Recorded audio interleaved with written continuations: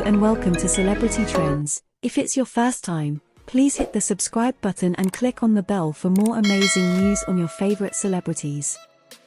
This is probably Harry's biggest regret regarding his treatment of Prince Philip's privilege. Hello everybody, welcome back to the channel. I have a question for you all. Do you remember the incident where veterans were upset with Harry and people started to hold a grudge against him and Meghan? Prince Philip passed on a really big honor to Harry, appointing him as the commander of the Marines. The first event on Harry's schedule was supposed to be a service of commemoration for fallen Marines. However, a few days before that, Harry sent his apologies and chose to attend a Disney premiere instead. He needed to secure work for his wife, Meghan Markle. Harry's decision not only shamed himself, but also disappointed his grandfather, for whom the Marines held immense significance. I'm sure Prince Philip was heartbroken and disappointed that the honor he had given Harry was treated so casually. The members of the armed forces pledge allegiance to the crown, and not a single one would ever accept Harry representing them in the future. This despicable act revealed Harry's true character. We were unimpressed by his disrespect towards his grandfather, the service members, and their families, all to try and get a job for Meghan. And let's not forget that Meghan completely messed up that job. Another shocking action was when Harry sold the guns that Prince Philip had given him. He could have given them to another family member, donated them to a museum or charity, or pursued other options. But instead, he chose to sell them. Meghan, of course, wanted to make money off them. I don't believe Meghan has ever had any connection with a veteran to act with such blatant disrespect towards Harry's grandfather. Before Meghan entered the scene, Harry fulfilled his duties and attended all required events. The only acceptable excuse for missing an event would have been if he was on duty in Afghanistan. Harry had never been one to ditch events until Meghan appeared. Meghan never grasped the concept that being a royal entails prioritizing duty.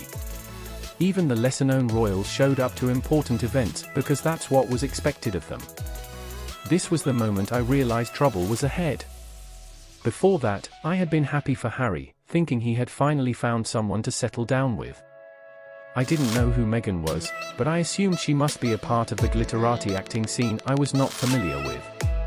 I was pleased that a person of color was joining the royal family, seeing it as an opportunity for progress and reconciliation. But I was wrong. Since Meghan entered the scene, we have witnessed one self-serving and deceitful act after another. I recall when I first heard about Megxit. I was somewhat surprised that they wanted to leave their royal positions and not live in the UK. However, I thought they had the right to live their own lives, so I decided to see how things would unfold. Soon enough, they began making demands, spreading fabricated stories, and engaging in self-promotion. As an American and a centrist politically, I find Meghan Markle's behavior truly unpleasant. Her values seem like nothing more than a thinly veiled act to promote her personal brand. As for Harry, he is an absolute disaster. If he truly wanted to support Meghan or help her secure a job with Disney or anyone else, he should do it on his own time. Ignoring the opportunity to pay tribute and show respect to those who have sacrificed so much for freedom is utterly despicable and disrespectful. It reveals his careless and nasty nature. If I were in his position, I would have been honored to pay my respect to the service members and their families. The Disney event that Harry attended instead of the Marine Memorial was the Lion King premiere. Meghan claimed to have seen a man bathed in light who told her that people in South Africa were celebrating their marriage, similar to the celebrations that occurred when Nelson Mandela was released from prison. This story is so insane that I don't even know what to say about it. It was later debunked when the individuals who may have made the statement denied ever saying such a thing. So, should we believe it was an angel? Regarding the Lion King premiere, Harry's story about Meghan being a talented voiceover artist seemed out of place since she had already completed the Disney Elephant voiceover. In my opinion, Harry has a much better voice for podcasts, audiobooks, and speaking in general. Meghan's voice is obnoxious and whiny to me. Harry's decision to skip the Marine Memorial for a film premiere was absolutely disgusting. This was not the only instance where he disregarded his royal duties. Just days before the late Queen's passing, she wanted Harry to come see her one last time at Balmoral. but he claimed he didn't have the time. However, when she was on her deathbed, suddenly he was in a hurry to be by her side. At this point, I have no respect for him.